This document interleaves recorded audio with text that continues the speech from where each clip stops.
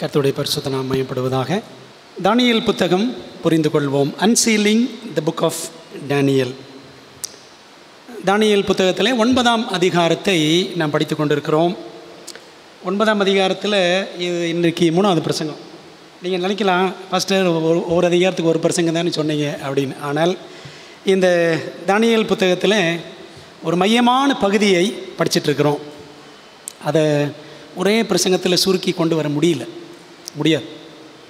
ஆகவே தானியேல் 9ஆம் அதிகாரத்தை நாம் எப்படி படிச்சுட்ருக்கிறோம்னா, மேசியாவும் 70 வாரமும், தி மெஸ்ஸாயா அண்ட் தி 70 வீக்ஸ் என்று முதல் பிரசங்கத்தில் தானியேலும் கேப்ரியலும் படித்தோம். 2வது பிரசங்கத்தில் 2300 நாட்கள் தரிசனம் அப்படின்னு படித்தோம். சரிதானே? அதற்கான சார்ட் உங்களுக்கு நான் காண்பித்தேன், ஆங்கிலத்தில் தமிழில். ஒருவேளை இன்னும் ஒரு சிலருக்கு யாருக்காவது கிடைக்கல அப்படின்னா இன்றைக்கி மறுபடியும் பிரிண்ட் அவுட் எடுத்து வச்சுருக்கிறோம். நீங்கள் தேவைப்படுமானால் தமிழிலோ ஆங்கிலத்திலோ நீங்கள் அதை என்ன செய்யலாம், பெற்றுக்கொள்ளலாம். ஆகவே இந்த 2300 நாட்கள் தரிசனம் எப்போ முடியுது? 1844ஆம் வருஷம் முடிகிறது. அப்பொழுது பரிசுத்த ஸ்தலம் சுத்திகரிக்கப்படும் அப்படின்னு படிக்கிறோம். சரிங்களா? சரி, பரிசுத்த ஸ்தலம் சுத்திகரிக்கப்படும் சொல்லி முடிச்சிட்ட போதுமா? அப்படின்னா என்ன என்பதைத்தான் இன்றைக்கு 3ஆம் பாகமாக படித்து இன்றைக்கு இந்த 9ஆம் அதிகாரத்தை முடிக்க போகிறோம். சரிங்களா? இன்றைக்கி என்ன தலைப்பில் படிக்க போகிறோம்னா, 1844ஆம் ஆண்டும் முடிவு கால நியாய தீர்ப்பும் 1844 and the end time judgement என்று நம்ம படிக்க போகிறோம். தானியேல் 8ஆம் அதிகாரம் 14ஆம் வசனம் நமக்கு தெரியும். அவன் என்னை நோக்கி 2300 நாட்கள் செல்லும் வரைக்கும் இருக்கும், பின்பு பரிசுத்த ஸ்தலம் சுத்திகரிக்கப்படும். அப்படின்னா என்ன? ஒரு சகோதரி எனக்கு கோயம்புத்தூர்லேருந்து பேசினாங்க 10 நாளைக்கு முன்னாடி. அவங்க சொன்னாங்க, பாஸ்டர், நான் சிஎஸ்ஐ சர்ச்சில் நிறைய பாஸ்டர்கள்ட்ட கேட்டுட்டேன், பரிசுத்த ஸ்தலம் சுத்திகரிக்கப்படும்னா என்ன? ஒருத்தருமே எனக்கு பதில் சொல்லலை. ஆனால் நீங்கள் நடத்துகிற அந்த பாடங்களை கேட்குறேன், இப்போ தான் எனக்கு புரியுது அப்படின்னு சொன்னாங்க. பிரியமானவர்களே, நம்ம புரிஞ்சுக்கிட்டோமா? நம்ம ஜெபத்தோடு படிக்கணும். பரிசுத்த ஸ்தலம் சுத்திகரிக்கப்படும் என்றால் என்ன? தானியேல் 7ஆம் அதிகாரம் 9-10 வசனங்கள் தான் அதற்கான பதில். என்ன படிக்கிறோம் பாருங்க. நான் பார்த்து கொண்டிருக்கையில், தானியேல் பார்த்து கொண்டிருக்கையில், சிங்காசனங்கள் பரலோகத்தில் மகா பரிசுத்தலத்தில் வைக்கப்பட்டது. நீண்ட ஆயுசுள்ளவர் வீற்றிருந்தார். அவருடைய வஸ்திரம் உறைந்த மலையைப் போலவும், அவருடைய சிரசின் மயிர் வெண்மையாகவும் பஞ்சை போல துப்புரவாகவும் இருந்தது. அவருடைய சிங்காசனம் அக்கினி ஜுவாலையும் அதன் சக்கரங்கள் எரிகிற நெருப்புமாய் இருந்தது. 10ஆம் வசனத்தில் படிக்கிறோம், அக்கினி நதி அவர் சந்நிதியிலிருந்து புறப்பட்டு ஓடினது. 1000 பேர் அவரை சேவித்தார்கள். கோடி பேர் அவருக்கு முன்பாக நின்றார்கள். நியாய சங்கம் உட்கார்ந்தது, புஸ்தகங்கள் திறக்கப்பட்டது அப்படின்னு நாம் பார்க்கிறோம். திட்டமிடுவதில் திறமையானவர், வரைபடம் வகுப்பதில் வல்லவர் நம் தேவன். ஆசரிப்பு கூடாரம் தேவனுடைய ரட்சிப்பின் திட்டத்தை காட்டும் வரைபடம் ஆகும். அதில் செய்யப்பட்ட பலிமுறைகளும் அதை மையமாக கொண்டு ஆசரிக்கப்பட்ட பண்டிகைகளும், குறிப்பாக 7 பண்டிகைகளும் இயேசுவையும் அவர் அருளும் ரட்சிப்பையும் தத்ரூபமாக சுட்டி காட்டுகின்றன. எல்லாம் கரெக்டாக கவனிச்சுட்டே வாங்க, ஃபாலோ பண்ணிக்கிட்டே வாங்க. யூதர்களுக்கு எத்தனை பண்டிகைகள்? 7 பண்டிகைகள். அதை லேவியராகமம் 23ஆம் அதிகாரத்தில் படிக்கிறோம். ஒவ்வொரு யூத ஆண்டிலும், ஜூவிஷ் இயர், ஒவ்வொரு வருஷத்துலேயும் வரக்கூடிய அந்த 7 பண்டிகைகளும் ஒரு முழு கிறிஸ்தவ சகாப்தத்துக்கும் சமம் ஆகும். 1 Jewish year is equal to entire Christian era. எப்படின்னு பாருங்களேன், நல்லா கவனிச்சுட்டே வாங்க. இந்த 7 பண்டிகைகள் நிழல் என்று எடுத்துக்கொண்டால் நிஜம் என்ன பார்க்கலாமா? முதல் பண்டிகை பஸ்கா பண்டிகை. நிசான் மாதம் யூத கேலண்டரில், யூத ரிலிஜியஸ் ஆன்மீக கேலண்டரில் முதல் மாதம் நிசான் 14ஆம் தேதி வரும் பஸ்கா பண்டிகை. இது நிழல். சரிங்களா? எகிப்திலிருந்து புறப்பட்டார்கள், ஆட்டுக்குட்டியை பலி செலுத்தினாங்க. சரிதானே? பஸ்கா பண்டிகை. அது நிஜம் என்ன அப்படின்னா, இயேசு கிறிஸ்து சிலுவையில் அறையப்பட்டார், தேவாட்டுக்குட்டியாக அவர் நம்முடைய பஸ்காவாக பலியிடப்பட்டார் என்று 1 கொரிந்தியர் 5:7 பவுல் சொல்கிறார். 2வது பண்டிகை புளிப்பில்லா அப்ப பண்டிகை. நிசான் 15ஆம் தேதியில், அதாவது பஸ்கா பண்டிகை அடுத்த நாள். அதனுடைய அடையாளம் என்ன? புளிப்பில்லாத அப்பத்தை அன்னைக்கு சாப்பிடணும். சரிதானே? ஆண்டவர் இயேசு கிறிஸ்து பாருங்களேன், பாவமே செய்யாதவராக நமக்காக, அதான் புளிப்பில்லாதுன்னா பாவமே செய்யாத கிறிஸ்து நமக்காக கல்லறையில் மரித்து கல்லறையில் அவர் வைக்கப்பட்டிருந்தார். சரிங்களா? யோவான் 6:35 இயேசு சொன்னார், ஜீவாப்பம் நானே. மூணாவது பண்டிகை முதற் பலன்களின் பண்டிகை, ஃபெஸ்டிவல் ஆஃப் ஃபர்ஸ்ட் ஃப்ரூட்ஸ் அப்படின்னு சொல்லுவாங்க. என்ன அர்த்தம்? அந்த முதற் பலனை கொண்டு போய் ஆண்டோட ஆலயத்தில் அசைவாட்டணும். ஆண்டவர் இயேசு கிறிஸ்துவும் உயிர்த்தெழுந்தவர்களில் முதற் பலன் என்று 1 கொரிந்தியர் 15:20 வாசிக்கிறோம். அவருடைய உயிர்த்தெழுதலை அந்த பண்டிகை சுட்டி காட்டுகிறது. நாலாவது பண்டிகை வாரங்களின் பண்டிகை, சீவான் மாதம். சீவான் மாதம்னா அது யூத கேலண்டரில் ஒரு மாதம், அதில் 6ஆம் நாள் அந்த பண்டிகை வரும். முதற் பலன்களின் பண்டிகை நிசான் 16, வாரங்களின் பண்டிகை சீவான் 6ஆம் தேதியில் வரும். என்ன அர்த்தம்னா, வாரங்களின் பண்டிகை என்றால் பெந்தேகோஸ்தே. 50ஆம் நாளிலே பரிசுத்த ஆவியானவர் ஊற்றப்பட்டார். நிஜம் புரியுது உங்களுக்கு? அப்போது இந்த யூத பண்டிகைகள் ஒவ்வொன்றும் கிறிஸ்தவ சகாப்தத்தை சுட்டி காட்டுகிறது.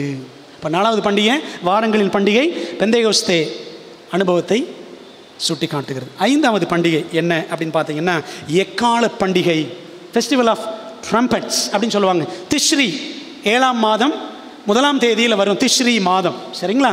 ஆகவே இந்த எக்கால பண்டிகையில் அந்த எக்காலத்தை ஊதுவாங்க.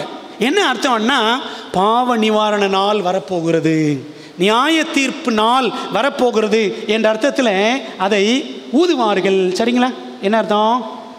நிஜம் எப்படின்னா, 2ஆம் வருகை இயக்கம், அவர் நியாய தீர்ப்பு கொடுக்கும் வேலை வந்தது என்று அறிவிக்கிற ஒரு இயக்கத்தை ஆண்டவர் எழுப்பினார். நிஜம். சரி, உங்களுக்கு பாருங்க.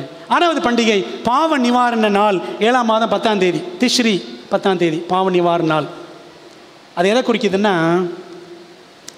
வருகைக்கு முந்தைய நியாய தீர்ப்பு. ஆண்டவர் இயேசு கிறிஸ்து வருவதற்கு முன்பாக ஒரு நியாய தீர்ப்பு ஒன்று பரலோகத்தில் நடக்கும் என்பதை இப்போ படித்தோம். வசனங்கள் தானியேல் 7, 9, 10, 8, 14 படித்தோம். அப்போ பாருங்களேன், வரிசையாக கரெக்டாக வருது. ஒவ்வொரு ஈவெண்ட்டும், இந்த 7 பண்டிகைகள் ஒவ்வொன்றும் அழகாக கிறிஸ்தவ சகாப்தத்தின் சரித்திரத்தை அழகாக சுட்டி காட்டுகிறது. 7வது பண்டிகை என்ன? 7வது பண்டிகை கூடார பண்டிகை, ஃபெஸ்டிவல் ஆஃப் டேபர்நாக்கிள்ஸ். திஷ்ரி 7ஆம் மாதம் 15ஆம் தேதி நடக்கும். என்ன அர்த்தம்? இஸ்ரவேல் மக்கள் எல்லாம் என்ன பண்ணுவாங்கன்னா, கூடாரங்களை கட்டி கூடாரத்தில் குடியிருப்பாங்க. சரிங்களா? கூடார பண்டிகை. இது என்ன அர்த்தம் அப்படின்னா, வீட்டுக்கு செல்லுதல், ஹோம் கோயிங். நாம் இந்த உலகத்தை விட்டு விட்டு எங்கே போனோம்? நம்முடைய வீட்டுக்கு, பரலோகத்திற்கு செல்ல வேண்டும் என்பதைத்தான் இந்த கூடார பண்டிகை. நம்ம இந்த உலகத்தில் இருக்கிற வரைக்கும் அந்த கூடாரம் எதை சுட்டி காட்டுது? இந்த உலகம் நமக்கு நிரந்தரம் இல்லை. ஆகவே இந்த 7 பண்டிகைகளும் அழகாக கிறிஸ்தவ வரலாற்றில் என்னெல்லாம் நடக்கும் என்பதை சுட்டி காட்டுகிறது. பிரியமானவர்களே, பழைய ஏற்பாட்டு நிழல் பண்டிகைகள் எல்லாம், யூத பண்டிகைகள் எல்லாம் நிஜமாகிய கிறிஸ்துவில் நிறைவேறியது. கிறிஸ்துவின் சிலுவை மரணம் முதல் 2ஆம் வருகை வரையிலான ரட்சிப்பின் திட்டத்தின் முக்கிய நிகழ்வுகளை ஆசரிப்பு கூடாரத்துடன் சம்பந்தப்பட்ட 7 பண்டிகைகளிலுமே சுட்டி காட்டுகின்றன. சும்மா ஏதோ பண்டிகை கொண்டாடுங்க அப்படின்னு நினச்சிக்காதீங்க. சரிங்களா? அது எல்லாமே அர்த்தமுடையவை. இயேசுவில் நிறைவேறின ஒவ்வொரு பண்டிகையும். இப்போ சொல்லுங்க, இந்த சார்ட் படி எத்தனாவது பண்டிகையில் இருக்கிறோம்? எத்தனை பண்டிகை? 6ஆம் பண்டிகை காலத்தில் இருக்கிறோம். என்ன பண்டிகை? பாவ நிவாரண நாள் என்று நாம் அறிவோம். கிறிஸ்து பரலோக மகா பரிசுத்தலத்தில் சுத்திகரிப்பை, அதாவது நியாய தீர்ப்பை நிறைவேற்றுவதற்காக பிரவேசித்திருக்கிறார். நியாய தீர்ப்பு முடிந்து நம்மை பரலோகத்திற்கு அழைத்து செல்வதற்கு இயேசு கிறிஸ்து வரும்படி அவருடைய 2ஆம் வருகைக்காக நாம் இந்த பூமியில் இப்போ காத்துட்ருக்கிறோம். இன்னும் ஒரே ஒரு பண்டிகை தாங்க நடக்கணும். என்ன பண்டிகை? கூடார பண்டிகை. விளங்குதா உங்களுக்கு? ஜோம் பண்ணலாமா? இன்றைக்கி உள்ள பாடம் தானியேல் புத்தகத்தில், வெளிப்படுத்தல் புத்தகத்தில் ஒரு மையமான சத்தியம் இன்றைக்கி படிக்க போகிறோம். சரிங்களா? ஜோம் பண்ணுவோம். நல்ல தகப்பனே, நாங்கள் பலவீனமானவர்களப்பா, கவனிக்கிற கிருபையை எங்களுக்கு தாரும். உம்முடைய ஆவியானவர் எங்களுக்கு உதவி செய்ய வேண்டுமாய் உம்முடைய கரத்தில் ஒப்புக் கொடுக்குறோம். சத்தியங்களை புரிந்து கொள்ளவும், ஆலயத்திலிருந்து கேட்குறவர்கள், ஆன்லைன் வழியாக இன்றைக்கும் இனிமேலும் கேட்க போகிறவர்கள் எல்லாருக்கும் இந்த மகத்துவமான சத்திய வெளிச்சத்தை கர்த்தர் விளங்க பண்ணுங்க. எங்களோடு பேசுங்க. இயேசுவின் நாமத்தில் ஜெபிக்கிறோம் நல்ல பிதாவே, ஆமென். 1844ஆம் ஆண்டு தீர்க்க தரிசனத்தில் மிகவும் முக்கியமான ஆண்டு பைபிளில், தானியேல் புஸ்தகத்தில். இது தானியேல் புத்தகத்தில் மட்டும் கிடையாது, சரித்திரத்திலும், கிறிஸ்தவ சரித்திரத்திலும், உலக சரித்திரத்திலையும் முக்கியமான வருஷம். நினச்சிக்காதீங்க 1844 ஏதோ எலன் ஒயிட் கண்டுபிடிச்சாங்க ஒரு தேதி, அல்லது வில்லியம் மில்லர் ஒரு தேதி கண்டுபிடிச்சிட்டாரு அப்படின்னு நினைக்காதீங்க. சரித்திரத்தில் இருக்குது. சில உதாரணங்கள் பார்க்கலாமா? 1844 ஏன் ஒரு சிறப்பான ஆண்டு? Why 1844 is an unique year? பாருங்க, சார்ல்ஸ் டார்வின் என்ன கொள்கை வந்தார்? மனுஷன் எதுலேருந்து வந்தான்? குரங்குலேருந்து வந்தான். பரிணாம கொள்கை அந்த வருஷத்தில் தான் அவர் எழுதி முடித்தார். 1844 மனுஷன் தானாக வந்தான். புரியுது உங்களுக்கு? உயிரினங்களின் தோற்றம். இத்தனைக்கு அவர் ஒரு பாஸ்டர் மகன், விளங்குது உங்களுக்கு? ஆனால் அந்த கொள்கையை எழுதுனதுக்காக அவர் கடைசியில் கண்ணீர் வடித்து தான் செத்தார். கடைசியில் சொல்லிட்டு போனாராம், இந்த பரிணாம கொள்கை it is a devil's gospel, இது பிசாசின் சுவிசேஷம் அப்படின்னு சொல்லிட்டு தான் செத்தார். புரியுது உங்களுக்கு? இது நிறைய பேருக்கு தெரியாது. புரியுது உங்களுக்கு? அதே காலகட்டத்தில் தான் ஒரு சபை ஆண்டு எழுப்பினார், வானத்தையும் பூமியையும் சமுத்திரத்தின் நீரூற்றுக்களை உண்டாக்கினவரையே தொழுது கொள்ளுங்கள். புரியுது உங்களுக்கு? ஒருத்தன் பரிணாம கொள்கின்றான், அந்த டைமில் ஆண்டு எதை கொண்டு வர்றாரு? ஒரு உண்மையான சத்திய திருச்சிவை வெளியே கொண்டு வர்றாரு. 1844. ரெண்டாவது ஏன் அது முக்கியமான வருஷம்னா, கார்ல் மார்க்ஸ் யார்? கம்யூனிசம், கடவுள் இல்லை என்ற ஒரு கொள்கையை கொண்டு வந்தவர். சரிங்களா? இவர் யூத நம்பிக்கையில் இருந்தவர், யூதனாக இருந்தவர் ஒரு கம்யூனிஸ்டாக மாறிட்டார். அவர் அந்த கம்யூனிஸ்ட் கொள்கையை, அந்த விளக்கம் எழுதினது 1844 வருஷம். சரிங்களா? கம்யூனிஸ்ட் கொள்கை என்ன சொல்லும்? கடவுள் இல்லை. அப்போ ஒரு சபை ஆண்டு எழுப்பினார், தேவனுக்கு பயந்து. விளங்குதவங்களுக்கு? கடவுள் ஒருத்தர் இருக்கிறார். விளங்குதவங்களுக்கு? அதனால ஆண்டவர் 1844 முக்கியமான வருஷம் என்று காட்டுகிறார். சாமுவேல் மார்ஸ் யாருன்னா, இந்த டெலிகிராஃப் தந்தி கண்டுபிடிச்சவர். 1844 முதல் தகவல்களை பரிமாற இந்த உலகம் ஆரம்பித்தது. கம்யூனிகேஷன் ஃபெசிலிட்டி டெவலப் ஆச்சு 1844 தான். அந்த தந்தி பொறியை 1844 தான் கண்டுபிடிச்சாரு. முதலாக அனுப்பப்பட்ட செய்தி என்ன தெரியுமா? தந்தியில் என்னாகும் 23 வாட் ஹேத் காட் ராட், தேவன் என்னென்ன செய்தார். இதைத்தான் முதல்ல அந்த செய்தி அனுப்பினாங்க. இந்த வசனத்தை படித்து பார்த்துக்க. இந்த சத்தியம், இந்த மெய்யான சத்தியம் உலகமெங்கும் பரவும் என்பதற்காக ஆண்டவர் என்ன செய்கிறாரு? நவீன கருவிகளை கண்டுபிடித்தார். இன்றைக்கி நவீன கருவிகள் வச்சுருக்கிறோம், செல்ஃபோன் வச்சுருக்கிறோம், இன்டர்நெட் வச்சுருக்கிறோம், இன்ஸ்டாகிராம் வச்சுருக்கிறோம், வாட்ஸ்அப் வச்சுருக்கிறோம். என்ன பண்ணுறோம்? எதாவது செய்கிறோமா உருப்படியாக ஆண்டவருக்காக? 1844 வருஷம் மார்மன் சபை, மார்மனிசம், அந்த சபையினுடைய நிறுவனரான ஜோசப் ஸ்மித் கொல்லப்பட்ட வருஷம் 1844. அவருக்கு அப்புறம் இன்னொருத்தர் பிரசிடென்ட் ஆனார், பிரிகாம் யங் என்பவர். இந்த சபை தான் பின்னாடி எப்படி மாறிச்சுன்னா, இயேசு கிறிஸ்துவின் பிற்கால பரிசுத்தவான்களின் சபை, the church of Jesus Christ of latter day saints. மெட்ராஸில் இருக்குது, கோயம்புத்தூரில் இருக்குது. சரிங்களா? பிற்கால பரிசுத்தவான்களின் சபை அப்படின்னு சொல்லுவாங்க. இந்த சபையில் பார்த்தீங்கன்னா எல்லாமே தங்கமாக தான் இருக்கும். வெளிநாட்டில் சொல்கிறேன், வெளிநாட்டு சபைகளை பார்த்து எல்லாம் தங்கமாக தான் இருக்கும். சர்ச்சுக்குள்ளே பணக்கார சபை, ஆனால் பைபிள் உபதேசம் கரெக்டாக இருக்காது. Mormon church. இன்னொன்று 1844 இன்னொன்று என்ன உருவாச்சுன்னா, ஒய்எம்சிஏ இளம் கிறிஸ்தவர் ஐக்கிய சங்கம் 1844 நிறுவப்பட்டது. ஒய்எம்சிஏ என்னது? எல்லா சபையிலும் ஒன்றா வாங்க, எல்லாம் உள்ளுக்குள்ள ஐக்கிய சங்கம். ஆனால் ஆண்டவர் என்ன செய்தியை உலகத்துக்கு வச்சிருக்கிறாரு? அவளை விட்டு வெளியே வா அப்படின்னு, என் ஜனங்களை பாபிலோன் விட்டு வெளியே வாங்கன்னு ஒரு செய்தியை கொடுக்கறதுக்கு ஒரு சபையை எழுப்புறாரு. ஆனால் அந்த சபையில் இன்னொரு ஐக்கிய சங்கம், கிறிஸ்தவ சங்கம் எழும்புது. இல்லை எல்லாரும் ஒன்றா சேருவோம். வழங்குங்க உங்களுக்கு கிறிஸ்தவ சபைகளின் ஐக்கியம். எல்லாமே பாருங்களேன் எப்படி நடக்குதுன்னு. 1844 பஹாய் மதம் என்ற ஒரு மதமும் உருவானது. 1844 பஹாய், அது இந்து, இஸ்லாம், இந்த எல்லா கொள்கைகளின் கூட்டுக்கலவை தான் பஹாய் மதம். இந்த பஹாய் சகாப்தத்தின் ஆரம்ப ஆண்டும் 1844 என்று அவர்கள் கருதுகிறார்கள், அந்த மதத்தில் உள்ளவங்க. சரி, அதே போல் ஜான் நெல்சன் டார்பி என்பவர் பிளைமவுத் பிரதரன் இயக்கத்தின் நிறுவனர். சரிங்களா? இவர் தான் 7 யுகங்களை கண்டுபிடிச்சார், 7 ஏஜஸ். சபைக்குன்னு 7 காலங்கள் இருக்குது. நியாயப்பிரமாண காலம், கிருபையின் காலம், அந்த காலம், இந்த காலம்னு இந்த 7 காலங்களை பெந்தேகோஸ்தே சபையில் சொல்லுவாங்க. சரிங்களா? இதை கண்டுபிடிச்சு கொண்டு வந்த வருஷம் 1844 இவர் தான் கண்டுபிடிச்சார், ஜான் நெல்சன் டார்பி.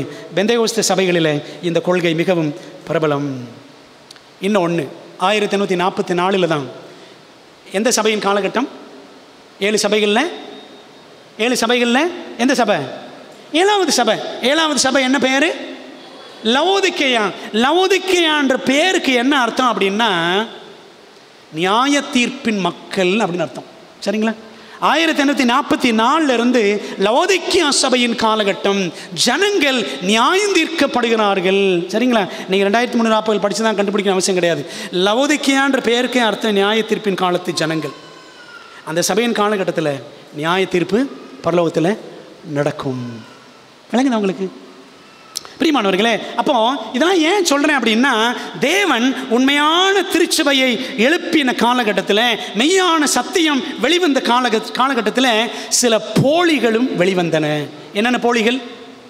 பரிணாம கொள்கை, சரிதானே? கம்யூனிசம், அந்த 7 யுகங்கள் என்ற பெந்தேகோஸ்தே கொள்கை, பஹாய் மதம், பார்த்தீங்களா? இதெல்லாம் சில போலிகள் அதே டைமில் உருவாச்சு. 1844 தேவன் இந்த மீதமான திருச்சபையை எழுப்பினார். அதே சமயத்தில் சாத்தான் சில போலிகளையும் எழுப்பினான். இந்த 1844 ஆண்டு உலகத்தில் சில காரியங்கள் பார்த்தோம். இப்போ பாருங்களேன், ஆவிக்குரிய பெருந்தலைவர்கள் சிலர் இந்த வருஷம் 1844 அல்லது அதுக்கு முன்னாடியோ பின்னாடியோ அல்லது அந்த வருஷத்துலேயோ என்னெல்லாம் நடக்கும்ன்றதை முன்னுரைத்த அர்ப்பணிப்புள்ள ஆச்சரியமான குறிப்பிடத்தக்க சில ஆவிக்குரிய பெருந்தலைவர்களுடைய பிரமிக்கத்தக்க அனுபவங்களை நம்ம சபை சரித்திரத்தில் பார்க்கலாம். சில உதாரணங்கள் பாருங்கள்.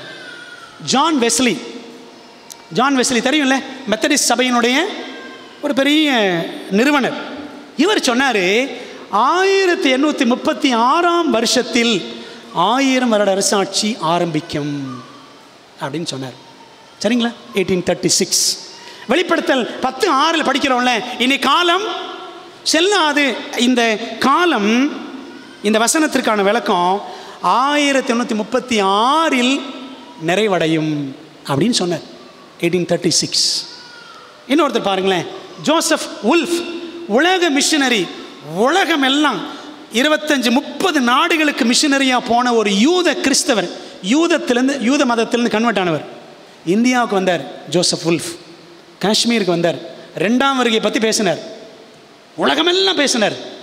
மிஷனரி டு த வேர்ல்டுன்னு சொல்லுவாங்க இவர், உலக மிஷனரி. இவர் என்ன சொன்னார்னா, 1847 இயேசு கிறிஸ்து வருவார்னு சொன்னார். பிரியமானவர்களே, 3வது அலெக்சாண்டர் கேம்பல் என்ற ஒரு பிரபல அமெரிக்க போதகர். இவர் சொன்னார், 2300 ராப்பகல் தரிசனம் 1847 முடியும் அப்படின்னு சொன்னார். விளங்குது உங்களுக்கு?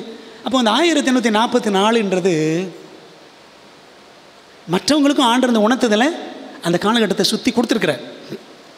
மார்ட்டின் லூத்தர் ரொம்ப முக்கியமான நபர், நமக்கு தெரியும். மார்ட்டின் லூத்தர் அவர் சொன்னாராம், 1543 சொன்னார், இன்னும் 300 வருடங்களில் இயேசு வருவார் அப்படின்னு சொன்னார். 300 வருஷம் கழிச்சு எந்த வருஷம்?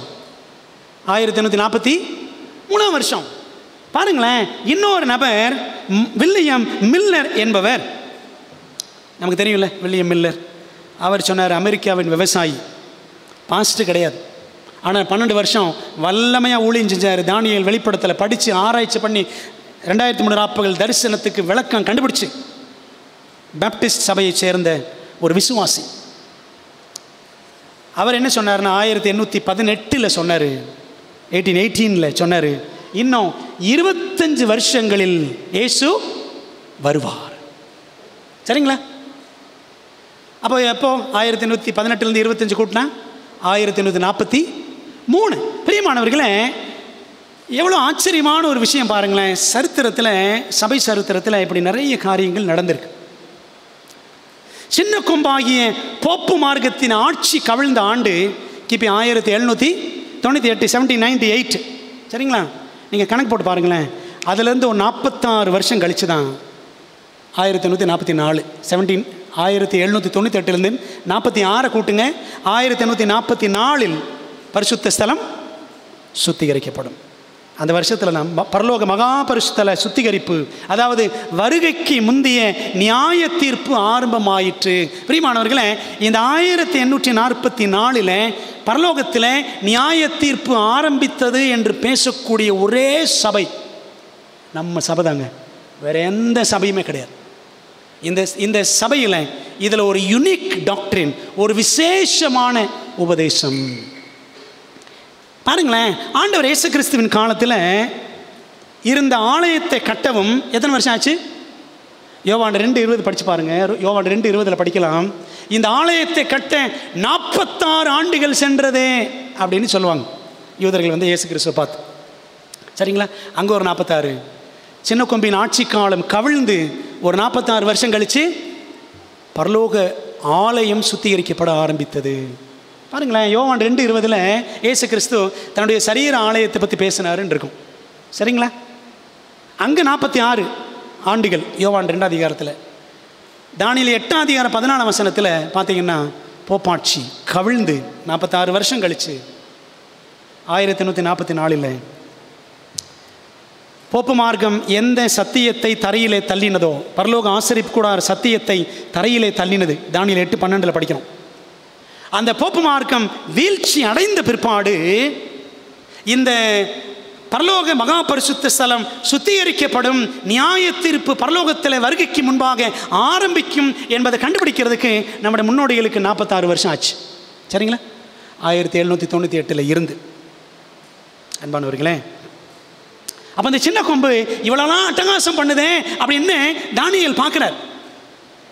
தானியேல் 7ஆம் அதிகாரத்தில் 7ஆம் அதிகாரம் 9ஆம் வசனத்திலிருந்து பார்த்தீங்கன்னா அவருடைய காட்சி பரலோகத்துக்கு மாறுது. பூமியில் மிருகங்களை பார்த்தார், சிங்கம் கரடியெல்லாம் பார்த்தார், கடைசியில் சின்ன கொம்பு. அதை பார்த்துட்டு பயந்துட்டார் தானியேல். அப்போ ஆண்டவர் தானியேல் 7ஆம் அதிகாரம் 9ஆம் வசனத்திலிருந்து பரலோக காட்சியை காட்டுகிறார். என்ன காட்சி? பரலோகத்தில் நியாய தீர்ப்பின் காட்சி. அந்த 2 வசனங்களை படித்தோம். தானியேல் 7:9 படித்தோம். ஆக இந்த வசனங்களின்படி தானியேல் பரலோகத்தில் பிதா, குமாரன், தூதர்கள் ஆகிய பரிசுத்தர் கூட்டத்தை மட்டுமல்ல, அக்கினி நதியாகிய தேவனுடைய மகிமை, அங்கே காணப்படும் புஸ்தகங்கள், மொத்தத்தில் சொல்லப்போனால் பரலோகத்தின் அந்த நியாய சங்கம் முழுவதையுமே அவர் பார்க்கிறார். ஒவ்வொன்றாக பார்க்க போகிறோம். தானியேல் பார்க்கும் பொழுது நீண்ட ஆயுசுள்ளவர் வீற்றிருந்தார். Ancient of days did sit. யார் நீண்ட ஆயுசுள்ளவர்? யாரு சொல்லுங்க? நீண்ட ஆயுசுள்ளவர் யாரு? பிதாவாகிய தேவன். தானியேல் 7ஆம் அதிகாரத்தில் மட்டும் 3 தடவை அந்த பெயர் இருக்கிறது, வேற எங்கேயுமே கிடையாது. தானியேல் 7 9ஆம் வசனம், 13ஆம் வசனம், 21ஆம் வசனம். நீண்ட ஆயுசுள்ளவர் 3 முறை 7ஆம் அதிகாரத்தில் மட்டும் நாம் அதை பார்க்கிறோம். சரி, கேள்வி. இந்த நியாய தீர்ப்பில் பிதா உட்கார்ந்திருக்கிறார். அவருடைய வேலை என்ன? நியாய தீர்ப்பில் பிதாவின் பணி என்ன? பாருங்களேன். 1 யோவான் 2:1 படிக்கிறோம். என் பிள்ளைகளே, நீங்கள் பாவம் செய்யாதபடிக்கு இவைகளை உங்களுக்கு எழுதுகிறேன். ஒருவன் பாவம் செய்வானானால் நீதிபரராயிருக்கிற இயேசு கிறிஸ்து நமக்காக பிதாவினிடத்தில் பரிந்து பேசுகிறவராக இருக்கிறார். ஒரு வக்கீல் யார்கிட்டங்க பரிந்து பேசுவார்? ஜட்ஜுக்கிட்ட பரிந்து பேசுவார். அப்போ இயேசு கிறிஸ்து யார்கிட்ட பரிந்து பேசுகிறாரு? பிதாட்ட பரிந்து பேசுகிறார். பிதா என்னவா இருக்கிறாரு நியாய தீர்ப்பில்? அவர் தான் ஜட்ஜ், ப்ரிசைடிங் ஜட்ஜ் அவர் தான். இதை குறித்து கிரேட் கான்ட்ரவர்சியில் படிக்கிறோம், மாபெரும் போராட்டம் படிக்கிறேன் பாருங்க. பிதாவாகிய தேவன் தான் நீண்ட ஆயுசுள்ளவர், சகல ஜீவன்களுக்கும் சகல பிரமாணங்களுக்கும் ஆதாரமாகவும் ஊற்றாகவும் இருக்கும் அவர்தான் நியாய விசாரணையில் தலைமை தாங்குபவராக இருக்கிறார். அப்படிதான் வசனம் சொல்லுது. சரிதானே? அப்படித்தான் தீர்க்க தரிசன ஆவியும் சொல்லுகிறது. அடுத்த கேள்வி. மனுஷகுமாரனுடைய சாயலான ஒருவர். தானியேல் 7ஆம் அதிகாரம் 13ஆம் வசனம் பார்த்தீங்கன்னா 7:13 ரா தரிசனங்களிலே நான் பார்த்து கொண்டிருக்கையில் இதோ மனுஷகுமாரனுடைய சாயலான ஒருவர் வானத்து மேகங்களுடனே வந்தார். எங்க வந்தார்? முன்னோடிகள் நினச்சிக்கிட்டாங்க 1844 அவர் பூமிக்கு வந்துடுவாருன்னு நினச்சாங்க. ஆனால் அவர் எங்கேருந்து எங்கே வந்தார்? பரலோக தேவாலயத்தின் பரிசுத்தலத்திலிருந்து மகா பரிசுத்தலத்திற்கு வந்தார். தானியேல் 8:14 விளக்கம் தானியேல் 7:13. அவர் நீண்ட ஆயுசுள்ளவர் இடமட்டும் வந்து அவர் சமீபத்தில் பிதாவின் சமீபத்தில் கொண்டு வரப்பட்டார் அப்படின்னு படிக்கிறோம். பிரியமானவர்களே, வேதாகமத்தில் மனுஷகுமாரன் என்ற வார்த்தை 40க்கும் அதிகமான தடவைகள் இருக்கிறது. மனுஷகுமாரனா யாரு? சந்தேகமே கிடையாது, யார் தான்? ஆண்டவராகிய இயேசு கிறிஸ்து. லூக்கா 19:10 படிக்கிறோம், இழந்து போனது தேடவும் ரட்சிக்கவும் மனுஷகுமாரன் வந்திருக்கிறார். லூக்கா 22:48 யூதாசே முத்தத்தினாலேயா மனுஷகுமாரனை காட்டி கொடுக்கிறாய், இப்படி நிறைய வசனங்கள் இருக்கிறது. ஆகவே தானியேல் பரலோக காட்சியின் தரிசனத்தில் கண்ட அந்த மனுஷகுமாரன் யாரு? ஆண்டவராகிய இயேசு கிறிஸ்து. இப்போ கேள்வி, நியாய தீர்ப்பில் இவருக்கு என்ன வேலை? இயேசு கிறிஸ்துவின் வேலை என்ன? கர்த்தராகிய இயேசு கிறிஸ்துவானவர் நியாய தீர்ப்பில் வகிக்கிற பங்கு மிக மிக முக்கியமானது. என்னவென்றால், அவரை ஏற்றுக்கொண்ட பிள்ளைகளுக்கு அவர் மத்தியஸ்தராக, மீடியேட்டர், பரிந்து பேசுகிறவராக, அட்வொகேட், நியாயாதிபதியாக, ஜட்ஜாகவும் இருப்பார். என்ன ஜட்ஜா? பின்னாடி படிப்போம். பிதா தானே ஜட்ஜின்னு சொன்னீங்க, இப்போ இவர் ஜட்ஜின்றீங்களே, பைபிள் அப்படி தான் சொல்லுது, பின்னாடி பார்க்கலாம். அன்றியும் பிதாவை கனம் பண்ணுகிறது போல எல்லாரும் குமாரனையும் கனம் பண்ணும்படிக்கு பிதாவானவர் தாமே ஒருவருக்கும் நியாய தீர்ப்பு செய்யாமல் நியாய தீர்ப்பு செய்யும் அதிகாரம் முழுவதையும் யாருக்கு ஒப்பு கொடுத்திருக்கிறார்? குமாரனுக்கு ஒப்பு கொடுத்திருக்கிறார். எந்த குமாரனுக்கு? மனுஷகுமாரனுக்கு. சரிங்களா? ஒரு அழகான வசனம் ஏற்கனவே படித்தோம், இன்றைக்கும் படிப்போம். எடுங்க பைபிளை திறங்க. யோவான் 5ஆம் அதிகாரம் 27ஆம் வசனத்தை நான் வாசிக்கிறேன். யோவான் 5:27 பாருங்களேன். அவர் மனுஷகுமாரனாக இருக்கிறபடியால், அதனால தாங்க பிதா என்ன பண்ணிட்டாரு? அவர்கிட்ட கொடுத்துட்டார். அவர் மனுஷகுமாரனாக இருக்கிறபடியால் நியாய தீர்ப்பு செய்யும்படிக்கு அதிகாரத்தையும் அவருக்கு கொடுத்திருக்கிறார். அதனால தான் ஆச்சரியம், தானியேல் புத்தகத்தில் மனுஷகுமாரன் அந்த வார்த்தை வருது நியாய தீர்ப்பில் வரும்பொழுது. ஆனால் நேபுகாத்நேச்சரை பார்க்கும்பொழுது அக்கினி சூழலில் என்னங்க சொன்னார்? மனுஷகுமாரனை பார்க்கிறேன்னு சொன்னார். என்ன சொன்னார்? 4ஆம் ஆள் தேவபுத்திரனுடைய சாயலுக்கு ஒப்பாய். புரியுதா உங்களுக்கு? ஏன் அந்த இடத்துல மனுஷகுமாரன் போடலை? பார்த்தீங்களா? ஆவியானவர் கரெக்டாக எங்கெங்கே என்ன வார்த்தை போடணும்னு போட்டு வச்சிருக்கிறார். ஆகவே இந்த நியாய தீர்ப்பில் மனுஷகுமாரன் என்று இயேசுவை பற்றி பார்க்கிறோம். அப்போஸ்தலர் 17:31 சொல்லுகிறது, மேலும் ஒரு நாளை குறித்திருக்கிறான், அதில் அவர் தாம் நியமித்த மனுஷனை கொண்டு. அந்த மனுஷன் யாருங்க? இந்த மனுஷங்களுக்காக, இந்த பாவ மனுஷங்களுக்காக பாவமே செய்யாத கிறிஸ்துவானவர் இங்கே பலியானார். அங்கே பரிந்து பேசுகிறவராக, நியாயாதிபதியாக இருக்கிறார். அந்த மனுஷனை கொண்டு பூலோகத்தை நீதியாய் நியாயம் தீர்ப்பார். அந்த மனுஷனை மரித்தோரிலிருந்து எழுப்பினதினாலே அதன் நிச்சயத்தை எல்லாருக்கும் விளங்க பண்ணினார். பிரியமானவர்களே, அப்போது பரலோகத்தில் நியாய தீர்ப்பு அப்படின்னு ஒரு பயம் நமக்கு வரலாம், இருக்கணும், நல்லது தான். ரொம்ப பயம் இல்லாமலும் போயிடக்கூடாது, அப்புறம் குளிர் விட்டுரும் நமக்கு, அப்படி தானே? நியாய தீர்ப்பில் நமக்காக ஒருவர் இருக்கிறார், நமது பிரதிநிதியாக, நமது நலனை நாடும் நண்பனாக, நமது நித்திய வாழ்வுக்கு அடித்தளமிடும் ஜீவாதிபதியாக இந்த இயேசுவானவர் செயல்பட்டு வருகிறார். எபிரேயர் 9:24 இந்த வசனம் சொல்லுது பாருங்க. அந்தபடி மெய்யான பரிசுத்தலத்துக்கு அடையாளமான கையினால் செய்யப்பட்டதாக இருக்கிற பரிசுத்த ஸ்தலத்திலே கிறிஸ்துவானவர் பிரவேசியாமல் பூலோக ஆசரிப்பு கூடாரத்தில் அவர் போகலை. பரலோகத்திலே தானே இப்பொழுது நமக்காக தேவனுடைய சமூகத்தில் பிரத்யட்சமாகும்படி பிரவேசித்திருக்கிறார் என்று பவுல் எபிரேயர் 9:24 எபிரேயர் 7:25 மேலும் தமது மூலமாய் தேவனிடத்தில் சேருகிறவர்களுக்காக வேண்டுதல் செய்யும்படிக்கு அவர் எப்பொழுதும் உயிரோடு இருக்கிறவராகையால் அவர்களை முற்றுமுடிய ரட்சிக்க வல்லவராயும் இருக்கிறார். பூமியில் இருக்கிற ஆசரிப்பு கூடாரத்தின் ஆசாரியர்கள் எப்போதும் உயிரோடு இருக்கிறவங்க செத்து போயிடுவாங்க, அப்படி தானே? ஆனால் இவர் எப்பொழுதும் உயிரோடு இருக்கிறவர். பாருங்களேன், இதை யார் எழுதுறான்னா பவுல் கிபி 63-64 அந்த வருஷத்திலே எபிரேயர் புஸ்தகம் எழுதும் பொழுது எழுதிட்டார். அப்போ பாருங்களேன், கிறிஸ்துவானவர் இந்த பவுலின் காலகட்டத்தில், அப்போஸ்தலன் யோவான் காலகட்டத்தில் எங்கே இருக்கிறாரு? ஏற்கனவே சொன்னேன், பரலோகத்தின் பரிசுத்த ஸ்தலத்தில் இருக்கிறதா அவங்க பார்க்குறாங்க தரிசனத்தில். ஆனால் தானியேல் பார்க்கும் பொழுது கிறிஸ்துவ எங்கே பார்க்குறாரு? மனுஷகுமாரனை மகா பரிசுத்தலத்தில் பார்க்குறாரு. தேவன் ஒருவரே. 1 தீமோத்தேயு 2:5. தேவனுக்கும் மனுஷருக்கும் மத்தியஸ்தரும் ஒருவரே. அது மரியாளும் கிடையாது, சின்னப்பரும் கிடையாது, ராயப்பரும் கிடையாது, எந்த அப்பரும் கிடையாது. அப்பர் போனவர் யார் தான்? ஏசப்பா மட்டும்தான். சரிங்களா? அவர்தான் தேவனுக்கும் மனுஷனுக்கும், பிதாவாகிய தேவனுக்கும். ஏன் தேவனுக்கும் மனுஷருக்கும்? நம்முடைய பாவங்கள் தான் தேவனை நம்ம என்ன செய்யுது?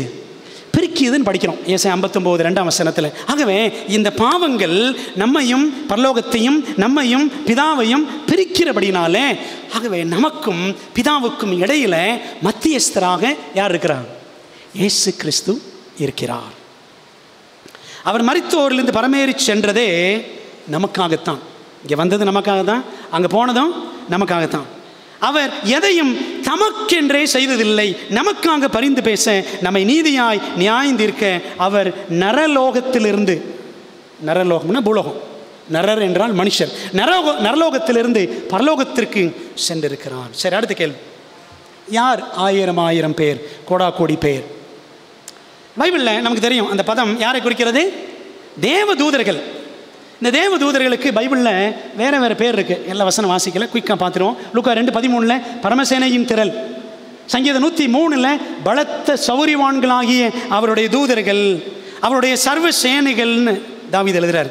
எபிரேயர் 1:14 பணிவடை ஆவிகள், மினிஸ்டரிங் ஸ்பிரிட்ஸ் என்று படிக்கிறோம். எபிரேயர் 12:22 1000 10,000 தேவதூதர்கள் என்று படிக்கிறோம். வெளிப்படுத்தல் 5:11 10,000 10,000 1000 1000 என்று யோவான் தூதர்களை சுட்டி காட்டுகிறார். அதனால தான் தானியேலும் 1000 பேர், கோடாகோடி பேர் என்று தேவதூதர்கள் கூட்டத்தை, விழுந்து போகாத தேவதூதர்கள் கூட்டத்தை சுட்டி காட்டுகிறார். கேள்வி, நியாய தீர்ப்பில் இந்த தூதர்களுக்கு என்ன வேலை? என்ன வேலை? பிரியமானவர்களே, நம்முடைய ரட்சிப்பில் இந்த தூதர்கள் அவ்வளவு தீவிரமாக வேலை செய்கிறார்கள். மேலே போகிறதும் கீழே வர்றதும், ஜபங்களை மேலே கொண்டு போகிறதும், பதிலை கீழே கொண்டு வரதும், நம்மை பாதுகாக்கிறதும், மேலே பாட்டு பாடுறதும், ஒரு பக்கத்தில் கிரீடங்கள் நமக்காக செய்வதும், பரலோக ராஜ்யத்தை தேவனுடைய ஜனங்களுக்காக ஆயத்தம் பண்ணுவதும், சரிதானே? இப்படி நிறைய செஞ்சுட்டு இருக்கிறாங்க. ஆனால் இன்னொரு முக்கியமான வேலை இருக்குது. அவங்க வேலை என்ன? இந்த பெரும் நியாய சங்கத்தில் எண்ணிக்கையில் 1000 பேரும் கோடாகோடி பேருமான பரிசுத்த தூதர்கள் எப்படி இருக்காங்களா? ஊழியக்காரர்களாகவும் சாட்சிகளாகவும் அவர்கள் இருக்கிறார்கள். சரிங்களா? ஒரு வசனம் இருக்குது சங்கீதம் 104 அந்த வசனம் நான் இங்கே போடலை. 104ஆம் சங்கீதம், அந்த 104ஆம் சங்கீதத்தில் ஒரு வசனம் பாருங்களேன். 4ஆம் வசனம், தம்முடைய தூதர்களை காற்றுகளாகவும், காற்று மாதிரி அவங்க இங்கேயும் அங்கேயும் பறந்து நமக்காக ஊழியம் செஞ்சுக்கிட்டே இருக்கிறாங்க. சரிங்களா? அவ்வளோ பரபரப்பாக பரலோகம் போகணுன்னு நம்ம பரபரப்பாக இருக்கிறோமோ இல்லையோ, ஆனால் தேவதூதர்கள் நம்ம பரலோகத்துக்கு கூட்டு போனோன்னு அவ்வளோ பரபரப்பாக இருக்கிறாங்க. அப்போ ஊழியக்காரர்களாகவும் சாட்சிகளாகவும் தூதர்கள் இருக்கிறார்கள் அப்படின்னு பார்க்கணும். பாருங்களேன், வசனம் 1 கொரிந்தியர் 4:9 படிக்கிறோம். எங்களுக்கு தோன்றுகிறபடி தேவன் அப்போஸ்தலர்களாகிய எங்களை மரணத்துக்கு குறிக்கப்பட்டவர்கள் போல கடைசியானவர்களாய் காணப்பட பண்ணினார். நாங்கள், நம்ம எல்லாருமே, உலகத்துக்கும் தூதருக்கும் மனுஷருக்கும் வேடிக்கையானோம். வேடிக்கைன்னா காட்சி பொருள், ஸ்பெக்டக்கிள் அப்படின்னு ஆங்கிலத்தில் படிக்கிறோம். காட்சி பொருள், அதை என்ன அர்த்தம் தெரியுமா? தூதர்கள் நம்மை பார்த்து கொண்டே இருக்கிறார்கள், எப்படி வாழ்க்கை வாழ்கிறோம். இன்னொரு வசனம் நீங்கள் படித்து பார்த்தீங்கன்னா 1 பேதுரு 1:12 பாருங்கள், வசனம் மாறி இருக்குது. 1 பேதுரு 1:12 பைபிள்லேருந்து நான் உங்களுக்கு வாசிக்கிறேன். அந்த வசனத்தினுடைய கடைசி பகுதியை மட்டும் பாருங்களேன். 1 பேதுரு 1:12 இந்த வசனத்தினுடைய கடைசி பகுதி ரொம்ப அருமையான வசனம். நீங்கள் ஃபுல்லாக படிச்சுக்கோங்க. அந்த வசனம் சொல்லுது பாருங்கள், இவைகளை உற்று பார்க்க தேவதூதரும் ஆசையாக இருக்கிறார்கள். எவைகளை உற்று பார்க்கிறாங்களாம்? இந்த ரட்சிப்பின் திட்டம் இந்த உலகத்தில் இப்போ ஆண்டவர் இயேசு கிறிஸ்துவை பின்பற்றி இந்த உலகத்தில் பாவத்தோடு போராடி ஒரு வாழ்க்கை இந்த உலகத்தில் வாழ்ந்துட்டு இருக்கிறோம். பாவத்தை ஜெயிக்க ஆண்டவர் சார்ந்து ஊழியம் செஞ்சுக்கிட்டு இப்படிலாம் இருக்கிறோமே, இதை உற்று பார்க்க தேவதூதர்களும் ஆசையாக இருக்கிறார்கள். பிரியமானவர்களே, நியாய தீர்ப்பில் மட்டுமல்ல, ரட்சிப்பின் திட்டம் முழுவதிலும் தேவதூதர்கள் ஆற்றுகிற பணி அவ்வளவு முக்கியமானது, மேன்மையானது. கேள்வி, எத்தனை நியாய தீர்ப்புகள் பைபிளில் இருக்குது? ஏற்கனவே நிறைய முறை படிச்சிருக்கோம்ல. எத்தனை நியாய தீர்ப்பு? எத்தனை வகை? 3 வகை நியாய தீர்ப்பு. குயிக்காக ஒரு ரிவ்யூ பார்ப்போம். வேதத்தின்படி 3 வகையான நியாய தீர்ப்புகள், நியாய விசாரணைகள். ஒன்று, நுட்ப நியாய விசாரணை, இன்வெஸ்டிகேட்டிவ் ஜட்ஜ்மெண்ட். தானியேல் 7:9-10, தானியேல் 8:14, வெளிப்படுத்தல் 14:6 படிக்கிறோம்ல, 6:7, அவர் நியாய தீர்ப்பு கொடுக்கும் வேலை வந்தது. இது எல்லாமே அந்த முதல் வகை நியாய தீர்ப்பு. சரிங்களா? ரெண்டாவது நியாய தீர்ப்பு, ரெண்டாவது என்னென்னா 1000 வருட அரசாட்சியின் போதான நியாய தீர்ப்பு, மில்லேனியல் ஜட்ஜ்மெண்ட்.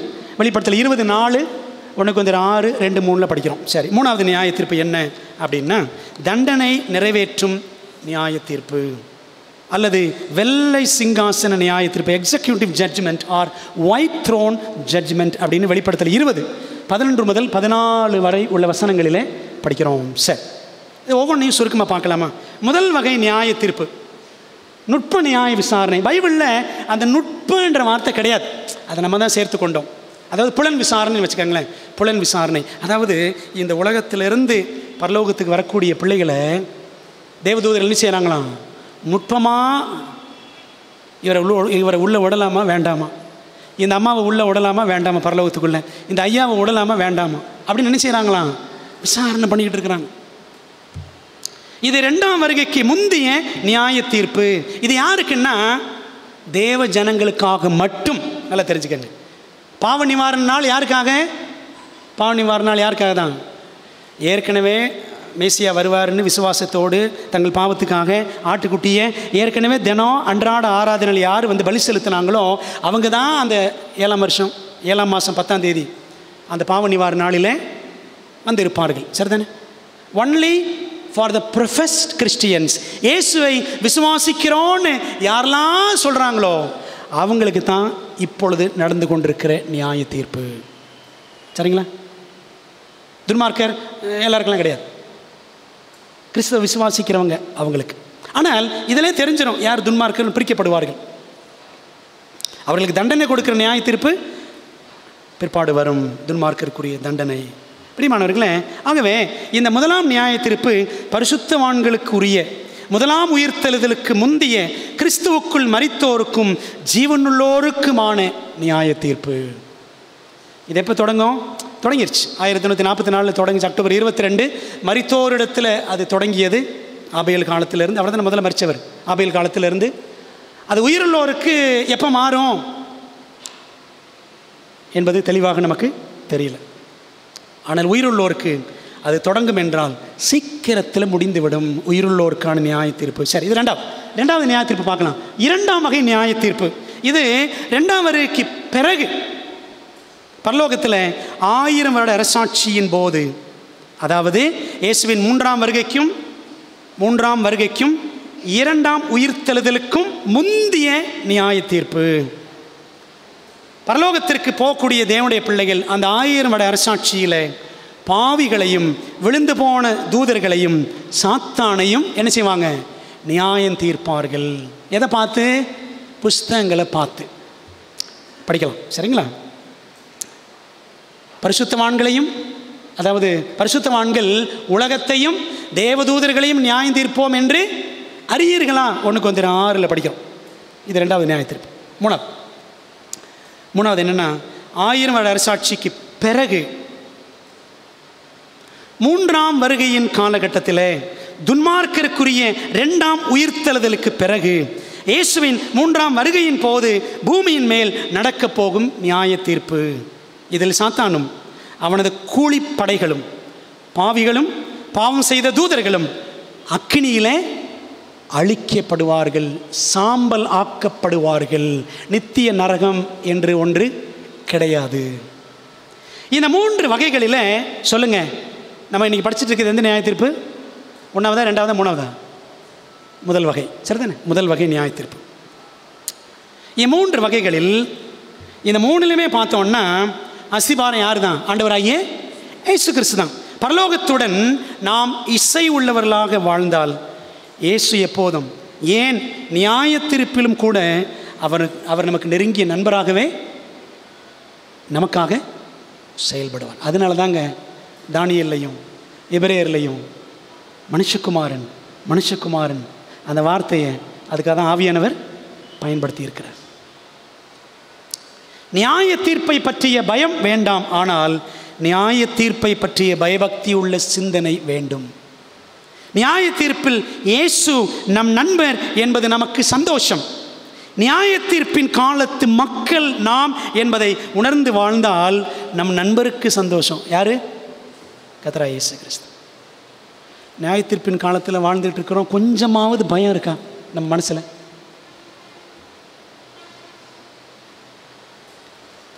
புஸ்தகங்கள் திறக்கப்பட்டது. முக்கியமான ஒரு பகுதிக்கு வர்றோம். பரலோக ஆசரிப்பு கூடாரத்தில் நியாய தீர்ப்பின் காட்சியை தரிசனமாக கண்ட தானியேல் அதில் பிதாவாகிய தேவனை பார்த்தார், குமாரனாகிய இயேசுவை பார்த்தார், தேவதூதர்களை பார்த்தார், சிங்காசனங்கள், அக்கினி நதி, நியாய சங்கம், இதெல்லாம் பார்த்தாரு. இந்த வரிசையில் கடைசியில் என்ன பார்த்தாராம்? புஸ்தகங்கள் திறக்கப்பட்டது. பொதுவாக சொல்லுவாங்க, தேன் நிலவுக்கு புஸ்தகங்களா அப்படின்னு சொல்லுவாங்க. தேன் நிலவுக்கு புஸ்தகங்களாம் எடுத்து போக மாட்டாங்க. அதே மாதிரி நியாய தீர்ப்பில் புஸ்தகங்களா? தானியேல் வெளிப்படுத்தல் ரெண்டுமே நியாய தீர்ப்பில் புஸ்தகங்கள் இடம்பெற்றிருப்பதை தெளிவுபடுத்துகின்றன. 2 வசனங்கள் பாருங்கள். தானியேல் 7:10 ஏற்கனவே படிச்சிட்டோம், புஸ்தகங்கள் திறக்கப்பட்டது. வெளிப்படுத்தல் 20:12 பாருங்க. மரித்தோராகிய சிறியோரையும் பெரியோரையும் தேவனுக்கு முன்பாக நிற்க கண்டேன். பார்த்தீங்களா? அப்போ நியாயத்திற்கு முதல்ல யார்கிட்ட இருந்து தான்? மரித்தோரிடத்திலிருந்து. சரிங்களா? மரித்தோராகிய சிறியோரையும் பெரியோரும் தேவனுக்கு முன்பாக, பிதாவாகிய தேவனுக்கு முன்பாக கண்டேன்.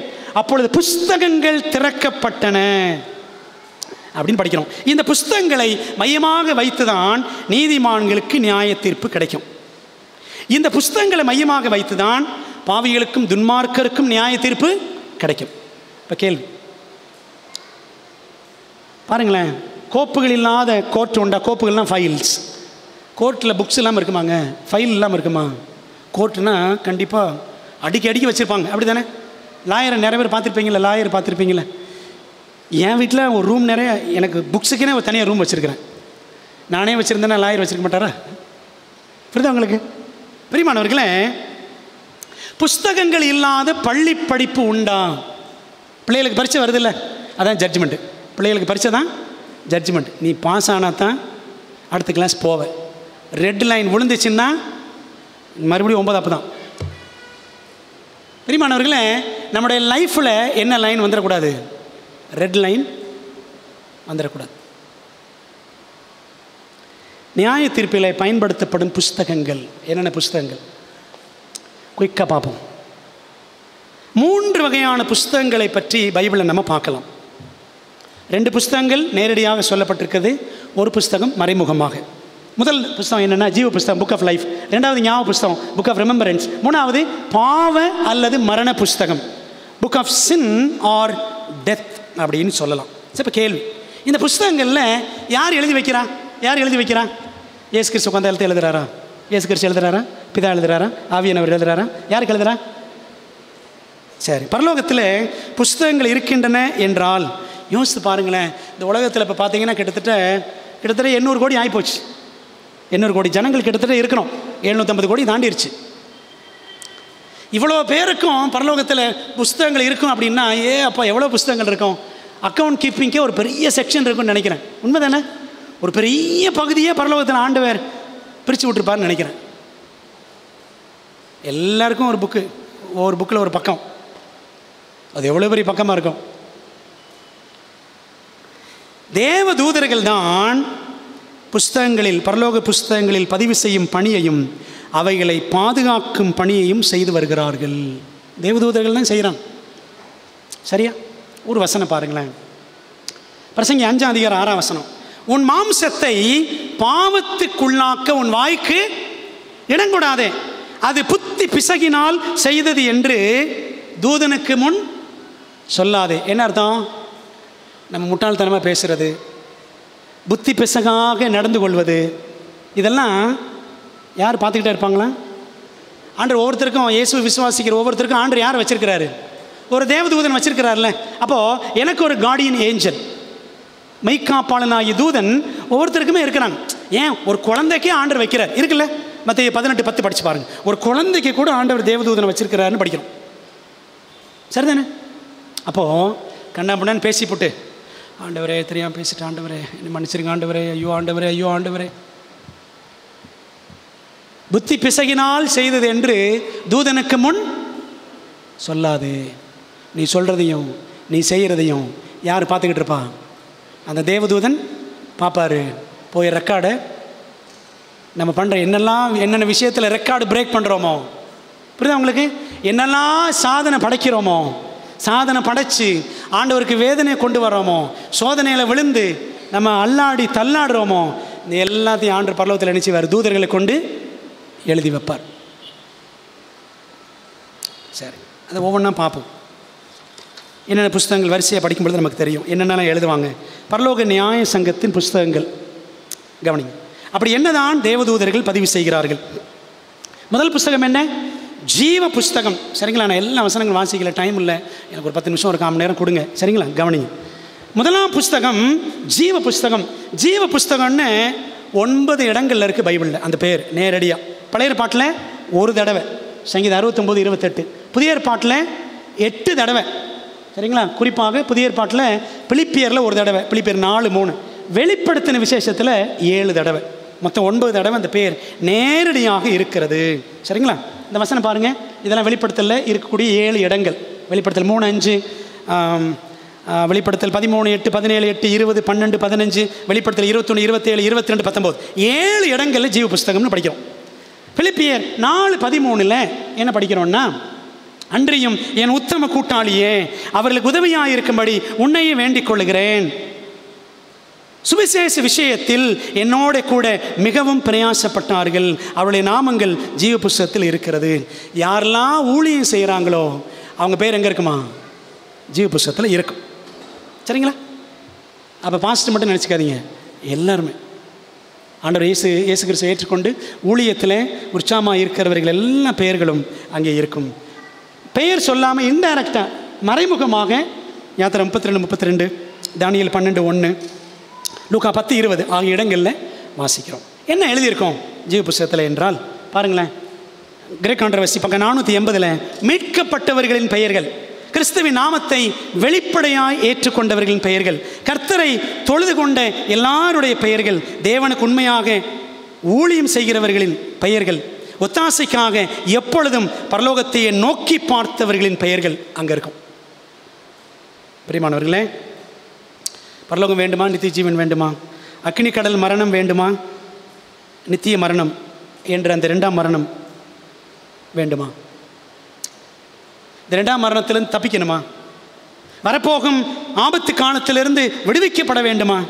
நம்ம பேர் எங்கே இருக்கணும்? ஆட்டுக்குட்டி ஆண்டவரின் ஜீவ புஸ்தகத்தில் இருக்கணும். நினச்சிக்காதீங்க, ஒன்ஸ் எழுதிட்டான் அதை அழிக்கவே பட முடியாது. எழுதினதே பிள்ளாத்து சொன்ன மாதிரிலாம் கிடையாது. புரியுதா உங்களுக்கு? பாவம் செய்யும் பொழுது, தேவனை விட்டு நாம் தூர போகும் பொழுது என்ன ஆயிரும்? பேர் கிறுக்கப்பட வாய்ப்பு இருக்கிறது.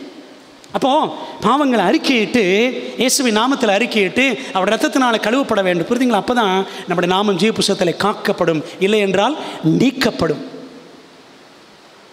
புரியுதுங்களா? பரலோகம் எப்படி கரைபடுகிறது? ஆசரிப்பு கூடாரம் பழைய ஏற்பாட்டில் எப்படி கரைபடிந்தது? பாவிகளுக்காக செலுத்தப்பட்ட அந்த ஆட்டுக்குட்டி, மாடு, காளைகளின் இரத்தத்தினால கரைபடிந்தது. இன்றைக்கி நம்முடைய பாவங்கள், அந்த பாவங்களை அறிக்கை செய்யும் பொழுது அந்த பாவங்கள் எல்லாம் பரலோக புஸ்தகங்களிலே எழுதப்படுகின்றன. அப்படி எழுதப்படுவதன் வழியாக பரலோகம் தீட்டுப்படுகிறது. விளங்குது உங்களுக்கு? இங்கே உட்காந்துக்கிட்டு, இந்த பூமியில் உட்காந்துக்கிட்டு நாம் செய்யக்கூடிய பாவங்களினாலே, நம்முடைய பேச்சுக்களினாலே நம் பரலோகத்தை என்ன செய்கிறோம்? தீட்டுப்படுத்துகிறோம்.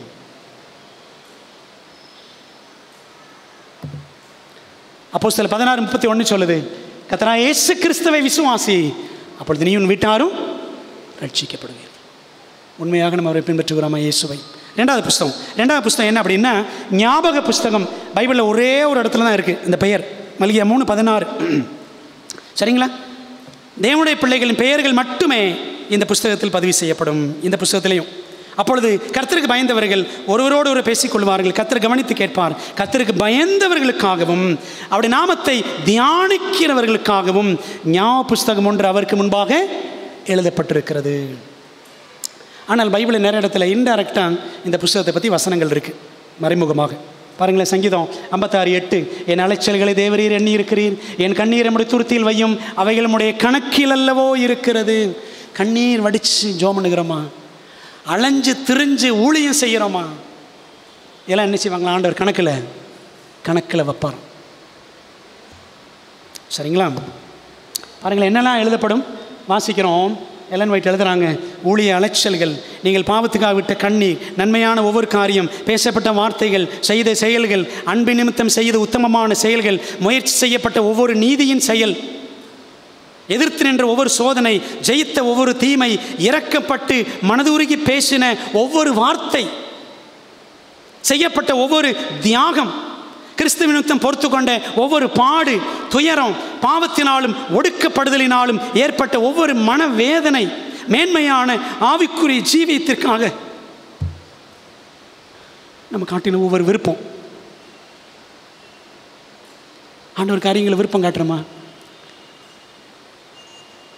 இதெல்லாம் அனைத்தும் பரலோகத்தில் துல்லியமாக பதிவு செய்யப்படும். நெகேமியா புஸ்தகத்தில் படிச்சிங்கன்னா அடிக்கடி ஒரு வார்த்தை வருங்க, என்னை நினைத்தருளும், என்னை நினைத்தருளும், ஓயாமல் வரும், என்னை நினைத்தருளும், என்னை நினைத்தருளும். அது எதை தான் குறிக்குது? ஞாபக புஸ்தகத்தை குறித்து நீங்கள் படித்து பார்த்துக்கோங்க. நெகேமியா புஸ்தகத்தை முழுக்க படிங்க பிரியமானவர்களே. ஜீவ புஸ்தகம், ஞாபக புஸ்தகம் என்று 2 புஸ்தகங்களின் பெயர்கள் தான் இருக்கிறது. நீங்கள் பைபிளை ஆராய்ச்சி பார்த்தீங்கன்னா மறைமுகமாக 3வது ஒரு புஸ்தகம் இருக்குது. என்ன புஸ்தகம்? என்ன புஸ்தகம்? பாவ புஸ்தகம் அல்லது மரண புஸ்தகம். எரேமியா 17:1 படிக்கிறோம், யூதாவின் பாவம் இரும்பு எழுத்தாணியினாலும் அப்படின்னு படிக்கிறோம், வைரத்தின் நுனியினாலும் எழுதப்படும்னு படிக்கிறோம். என்ன அர்த்தம்? வைரத்தின் நுனியில் எழுத ஆண்டவர் ஸ்ட்ராங்காக எழுதி வைக்கிறான் பாவங்களை. நிறைய வசனங்கள். ஓசியா 13:12 படிச்சீங்கன்னா, எப்ராயின் அக்கிரமம் கட்டி வைத்திருக்கிறது, அவன் பாவம் பத்திரப்படுத்தப்பட்டிருக்கிறது. புரியுது உங்களுக்கு? நம்ம பாவத்தை அறிக்கை செஞ்சால் ஆண்டவர் மன்னிச்சிருவார்னு வச்சுக்கோங்களேன். ஆனால் அந்த பாவம் பரலோகத்தில் எப்படி இருக்கும்? பத்திரமா தான் இருக்கும். புரியுதா உங்களுக்கு? பாவம் பத்திரப்படுத்தப்பட்டிருக்கிறது. அப்போது இதுக்கு பேர் என்ன பேர்? பாவ புஸ்தகம். பாவத்தின் சம்பளம் மரணம், அதனால மரண புஸ்தகம் சொல்லலாம். புரியுதா உங்களுக்கு? பழைய ஏற்பாட்டு சவுல் நல்லா இருந்தால் ஆரம்பத்தில் கெட்டு போனான், சரிதானே? கெட்டு போயிட்டான். அப்போ அவன் பேர் எங்கேருந்து எங்கே வந்திருக்கும்? ஜீவ புஸ்தகத்திலேருந்து பாவ புஸ்தகம் வந்திருக்கும். புதிய ஏற்பாட்டு சவுலை எடுத்துக்கொள்ளுங்கள். ஆரம்பத்தில் கெட்டவனாக இருந்தான், பின்னாடி பெரிய மிஷினரி ஆனான், அப்படி தானே? அப்போ அவர் பேர் எங்கேருந்து எங்கே வந்திருக்கும்? பாவ புஸ்தகத்திலேருந்து ஜீவ புஸ்தகம் வந்திருக்கும். நம்ம வாழ்க்கை தாங்க, வாழக்கூடிய வாழ்க்கை, பேசுகிற பேச்சு, பார்க்குற பார்வை, அதான் இந்த புஸ்தகங்கள் எல்லாம் இந்த 3ஆம் புஸ்தகத்தில் எழுதப்படும். என்னென்னு பாருங்களேன், என்னென்ன எழுதப்படும்? இயேசுவை ஒருபோதும் விசுவாசியாதவர்களின் பெயர்கள், அவரை புறக்கணித்து எதிர்த்து போராடினவர்களின் பெயர்கள், உள்ளே இருந்துக்கிட்டு நான் கிறிஸ்தவன்னு சொல்லிக்கிட்டு ஒரு அக்கிரமமான வாழ்க்கை வாழ்வோன்னா நம்ம எங்கே டிரான்ஸ்ஃபர் ஆயிரும்? பாவ புஸ்தகத்துக்கு டிரான்ஸ்ஃபர் ஆயிரும். ஒரு காலத்தில் இயேசுவை ஏற்றுக்கொண்டு இறுதியில் அவரை மறுதலித்தவர்களின் பெயர்கள் அங்கே எழுதப்படும். வேற என்ன எழுதப்படும் பாவ புஸ்தகத்தில்? ஒவ்வொரு தவறான செயல், எண்ணம். பாருங்களேன், பிரசங்கி 3:17 படிச்சு பாருங்க. சகல எண்ணங்களையும் சகல செய்கைகளையும், எண்ணத்தை கூட ஆண்டவர் நியாய தீர்ப்பில் கொண்டு வருவார். எண்ணத்தை கூட, என்னென்ன யோசித்தேன். புரியுதா உங்களுக்கு? எங்கேயாவது எண்ணத்துக்கு சட்டம் போட முடியுமாங்க? கவர்மெண்ட் ஒழுங்காக யோசி, சட்டம் போட முடியுமா? ஆண்டவர் 10 கட்டளையில் ஒரு கட்டளை கொடுத்துருக்காரு. 10வது கட்டளை என்ன கட்டளை? இச்சியாதிருப்பாயாக. எதுக்குரிய சட்டம் அது? It is a law for our thoughts. புரியுதா உங்களுக்கு? அப்போது சகல எண்ணங்களையும் ஆண்டவர் நியாய தீர்ப்பில் கொண்டு வருவாராம். யாருக்கு விரோதமாக யோசிக்கிறீங்களா? கெட்டெண்ணம், தப்பெண்ணம், அதையும் ஆண்டு கொண்டு வந்துடுவார் கணக்கில். ஒவ்வொரு தவறான வார்த்தை, மத்தேயு 12:36-37 இயேசு கிறிஸ்து சொன்னார், மனுஷர் பேசும் வீணான வார்த்தைகள் யாவையும் குறித்து நியாய தீர்ப்பு நாளிலே கணக்கொப்பு வைக்க வேண்டும். உன் வார்த்தைகளினால் நீதிமான் என்றும் உன் வார்த்தைகளினாலே குற்றவாளி என்றும் தீர்க்கப்படுவாய். வேற என்ன எழுதுவார் ஆண்டவர்? எல்மை சொல்கிறாங்க பாருங்க, சுயநலமிக்க ஒவ்வொரு செயல், சுயநலமாக அண்டர் கிரவுண்டு வேலை பார்க்கறது, சரிங்களா? நோட் பண்ணிடுவார். அங்கே நிறைவேற்றாமல் விட்ட ஒவ்வொரு கடமை, ரகசியமான ஒவ்வொரு பாவம், சாமர்த்தியமாய் செய்த தீமைகள், அலட்சியம் செய்யப்பட்ட எச்சரிப்புகள், பரலோக எச்சரிப்புகள், கடிந்து கொள்ளுதல்கள், வீணாக்கப்பட்ட வினாடிகள், நோண்டிக்கிட்டே இருக்கிறது போன எந்நேரமும். பைபிளை படித்தா பைபிளை திறந்தாலே தூக்கம் வருது, ஆனால் மொபைலுக்கு மட்டும் தூக்கம் வரமாட்டேங்குது. என்னங்க இது என்ன கணக்கு?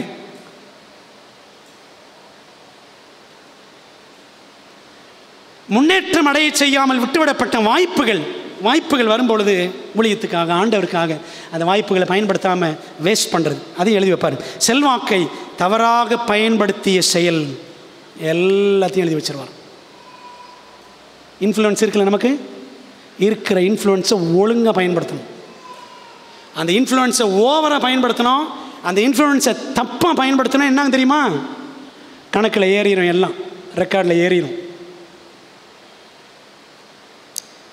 ஏசாயா 3:9 பாருங்களேன்.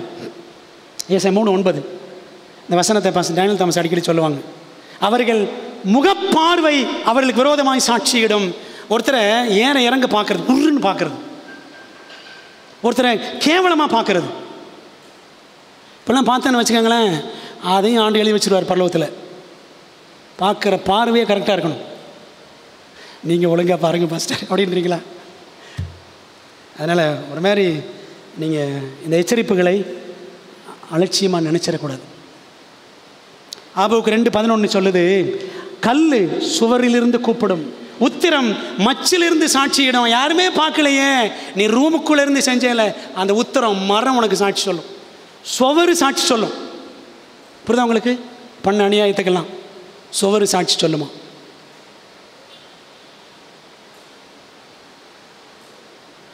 ஏறாத ஆட்டோவில் ஏறியதாக, போகாத ரயிலில் போனதாக, வாங்காத மருந்தை வாங்கினதாக, இப்படி நிறைய பில்லு கொடுக்குறவங்க இருக்காங்கல்ல. வாங்காத மருந்தை வாங்கினதாக, செய்யாத உதவியை செய்ததாக, கள்ளக்கணக்கு காட்டி போலி ரசீதுகளை ஒட்டி ஒரு நபரையோ ஒரு சபையோ ஒரு நிறுவனத்தையோ ஏமாற்றுகிறோமா? ஒவ்வொன்றும் துல்லியமாக பரலோக கணக்கில் வைக்கப்படும். ஏன் ஆண்டவர் புத்தகத்தில் எழுதுறாரு? ஏன் புத்தகத்தில் எழுதுறாரு? ஆண்டவருக்கு ஞாபகம் வருதியா? அவருக்கு எழுதி வச்சு தான் கணக்கு பைசல் பண்ணணுமா? அவருக்கு புஸ்தகம் தேவையில்லைங்க. ஏன் தெரியுமா? அந்த புஸ்தகங்கள் எழுதி வைக்கிறது யாருக்காக? ஒன்று தேவதூதர்களுக்காக. நான் கட் ஷார்ட் பண்ணிடுறேன். ஒன்று தேவதூதர்களுக்காக. ஏன்னா ஆண்டவர் ஒரே ஒரு லூசிஃபர் இங்கேருந்து போய் உலகத்தை கெடுத்துட்டான். அந்த கெட்டுப்போன உலகத்திலேருந்து ஒரு பெரிய கூட்டம் அங்கே வந்துச்சுன்னா இந்த பரலோகம் நல்லா இருக்குமா? புரியுதா உங்களுக்கு? இங்கே இருந்துக்கிட்டு சில நேரத்தில் நம்ம சர்ச்சுக்குள்ளேயே குட்டையை குழப்பிட்டு இருக்கிறோம், அப்படி தானே? இது பரலோகத்தை போய் குழப்பி விட்டுறாதா அப்படின்னு தூதர்களுக்கு ஒரு அக்கறை விளங்குதா உங்களுக்கு? அதனால் அந்த தூதர்கள் நிமித்தம் பதிவு செய்யப்படுகிறது. ரெண்டாவது யாருக்காகன்னா, இங்கேருந்து ஒருவேளை நாங்கள் போயிட்டோன்னு வச்சுக்கோங்களேன், போகணும்ல, பரலோகத்துக்கு போகணும்ல, போயிட்டோன்னு வச்சுக்கோங்களேன், ஏன் எங்கள் பாஸ்ட்டு வரல பரலோகத்துக்கு? ஏன் எங்கள் மூப்பர் வரல?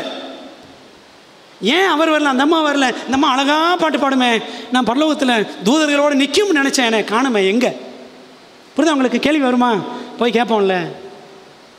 தோமா நான் விட்டு பார்த்தா தான் நம்புவேன்னு சொன்னவன், அவன் வழியில் வந்த நம்ம எல்லாரும் தொட்டு பார்த்தா தான் நம்புவேன்னு சொன்னான்.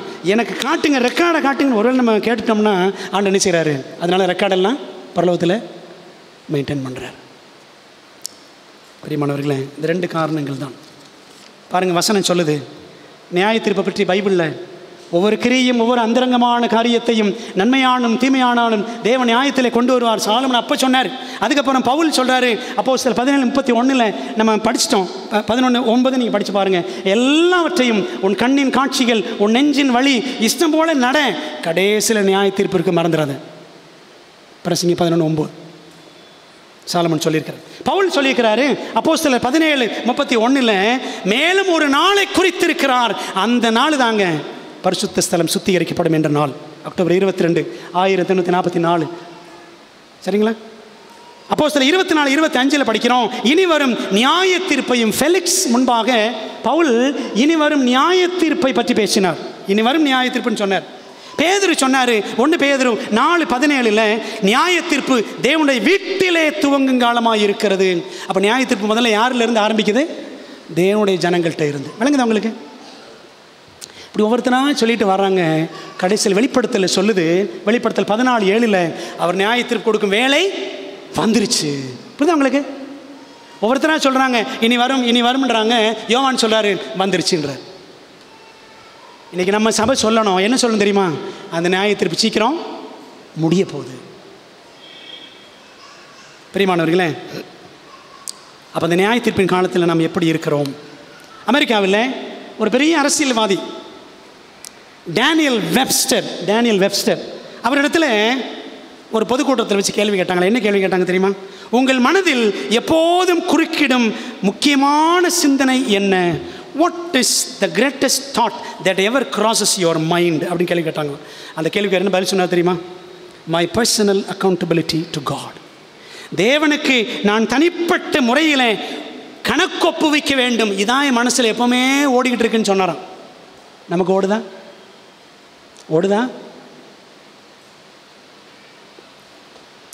2 கொரிந்தியர் 5:10 அதான் பவுல் சொல்கிறாரு, நம்ம எல்லாரும் ஏனென்றால் சரீரத்தில் அவனவன் செய்த நன்மைக்காவது தீமைக்காவது தக்க பலனை அடையும்படிக்கு நம்ம எல்லாரும் கிறிஸ்துவின் நியாயசனத்திற்கு முன்பாக ஒவ்வொருத்தரும் தனித்தனியாக, பாஸ்டர் தாஸ்குமார் ஃபேமிலி வாங்க அப்படிலாம் கூட மாட்டார். தாஸ்குமார் அப்படி தான் தனியாக தான் டீலிங். ஒவ்வொருத்தரும் தனித்தனியாக தான். பிரியமானவர்களே, நியாய தீர்ப்பில் உங்கள் பெயர் என் பெயர் தேவதூதர்களால் அழைக்கப்படலாம். எப்போனாலும் அழைக்கப்படலாம், நமக்கு தெரியாது. அப்படி அழைக்கப்பட்டால் நாம் தராசிலே நிற்கப்பட்டு குறைய காணப்படுவோமா, நிறைவாய் காணப்படுவோமா? ஒரு கதையை சொல்லி நான் முடிச்சிடுறேன். ஒரு குதிரை படையுடன் சில குதிரைகளோடு ஒரு வாலிபன் ஒரு ஊருக்குள்ளே வந்தான். அவன் ஊருக்குள்ளே நுழைஞ்ச உடனே இவனும் குதிரையில் உட்காந்துருக்கான். குதிரைலாம் செதறி ஓடுது. ஏன்னு பார்த்தீங்கன்னா நாய்கள்லாம் துரத்துது. அப்போது இந்த 2-3 குதிரைகளில் கூட 2 குதிரைகள் வருது. இவன் குதிரை உட்காந்துருக்கு. அந்த குதிரைகள்லாம் ஓடுது. அந்த தெருவின் கடைசியில் ஒரு பயங்கரமான வளைவு. அதுக்கு கீழே பார்த்தீங்கன்னா ஒரு பயங்கரமான பள்ளம். உள்ளுக்குள்ள ஒரு பெரிய ஆறு ஓடிக்கிட்டு இருக்கு. இப்போ குதிரைகள் கண்ணு மணி தெரியாமல் ஓடிக்கிட்டு இருக்கு. எப்படி தப்பிக்கிறது? இவனுக்கு பயம். குதிரையில் உட்காந்துருக்கிறான். ஆனால் இவனால் அந்த குதிரையை கட்டுப்படுத்தவே முடியல. திடீரென உயரமான ஒல்லியான உருவம் கொண்ட ஒரு நபர் எங்கேருந்தோ வந்தார். அவர் வந்துட்டு குதிரையின் கடிவாளத்தை பிடிச்சிட்டார். ஒரு குதிரைக்கு கடிவாளத்தை பிடிச்சாரு, இன்னொரு குதிரைக்கு காதை பிடிச்சிட்டார். குதிரைகள் ஒரு வழியாக அடங்கி நின்று விட்டன. குதிரையில் இருந்த அந்த வாலிபனும் பிழைத்தான். சில வாரங்கள் கழித்து அதே வாலிபன் அதே ஊருக்குள்ளே வந்தான். இந்த முறை அவன் பயங்கரமாக குடித்து வெறிச்சு போதையில் கையில் இருக்க துப்பாக்கி வச்சு ஒரு அப்ராணி மனுஷனை சுட்டு கொண்டுட்டான். அந்த காலத்தில் உடனே ஜட்ஜ்மெண்ட் கொடுத்துருவாங்க, நியாய தீர்ப்பு கொடுத்துருவாங்க. அவனை சிறை கொண்டு சென்றார்கள். சிறைச்சாலையில் அவனை உள்ளே போடுறதுக்கு முன்னாடி ஒரு தீர்ப்பு, ஒரு விசாரணை நடந்துச்சு. நீதிமன்றத்துக்குள்ளே அவன் கொண்டு செல்லப்பட்ட பொழுது அவன் போகிற வழியில் ஒருத்தரை பார்க்குறான். அந்த நபர் ஏற்கனவே இவனை காப்பாற்றின அந்த நபர், ஒருத்தர் ஒல்லிய உயரமாக இருந்தார்ல, அவர் அங்கே நீதிபதி அங்கி தரித்து அங்கே நிற்கிறார். வாலிபன் உடனே வேகமாக அவரிடத்தில் ஓடி சொன்னானா, நீதிபதி அவர்களே, நீதிபதி அவர்களே, என்னை அன்று ஒருமுறை காப்பாற்றினீர்களே, இப்போ என்னை காப்பாற்றுங்க ப்ளீஸ், இப்போ என்னை காப்பாற்றுங்க, என்னை காப்பாற்றுங்க அப்படின்னு சொன்னானா. இந்த நீதிபதி சொன்னார், அன்று நான் உனக்கு இரட்சகனாக இருந்தேன், ஆனால் இப்பொழுதோ நான் உனக்கு நீதிபதியாக இருக்கிறேன். பிரியமானவர்களே, இயேசு இன்று உங்களுக்கு எனக்கு ஒரு இரட்சகராக இருக்கிறார். நியாய தீர்ப்பில் நம்முடைய பெயர் வரும்பொழுது, இந்த நியாய தீர்ப்பில் நமக்கு எதிராக குற்றஞ்சாட்டுகிறவன் யார்? இரவும் பகலும் சாத்தான். அவன் நம்மை குற்றஞ்சாட்டும் பொழுது இயேசு இரட்சகர் தமது இரத்தத்தை சுட்டி காட்டி உங்களுக்கு எனக்கு பிதாவினிடத்தில் பரிந்து பேசுவார். நம்ம கவலைப்பட வேண்டியது இல்லை. இப்போ அவர் ஆட்டுக்குட்டியாக இருக்கிறாருங்க. இயேசு கிறிஸ்து இப்போ ஆட்டுக்குட்டியாக இருக்கிறார். அவர் சிங்கமாக மாறினால் தப்பவே முடியாது. ஆண்டுக்கு ஒப்பு கொடுப்போம். ஆண்டவரே, உம்மை அண்டிக்கொள்ள குமாரனை அண்டிக்கொள்ளுகிற யாவரும் பாக்கியவான்கள். நம்ம படைத்து ஜெபிப்போமா. நல்ல தகப்பனே, உடைய சத்திய வார்த்தைகளுக்கு நன்றி. காலமாகிவிட்டது ஆண்டவரே, கர்த்தர் வர காலமாகிவிட்டது, நியாய தீர்ப்பு முடிய காலமாகிவிட்டது. நாங்களோ இன்னும் ரட்சிக்கப்படவில்லை. எங்கள் வாழ்க்கையில் ஒரு பக்தி வினயம் இல்லை. எங்கள் வாழ்க்கையை மாற்றுங்க. எங்கள் இரட்சகர் இயேசுவை பற்றி கொண்டு அவர் நீதிபதியாக தீர்ப்பை செலுத்தும் முன் நாங்கள் அவரை அண்டிக் கொள்ள கிருபை தாரும். இயேசுவின் மூலம் ஜெபிக்கிறோம் நல்ல பிதாவே, ஆமென்.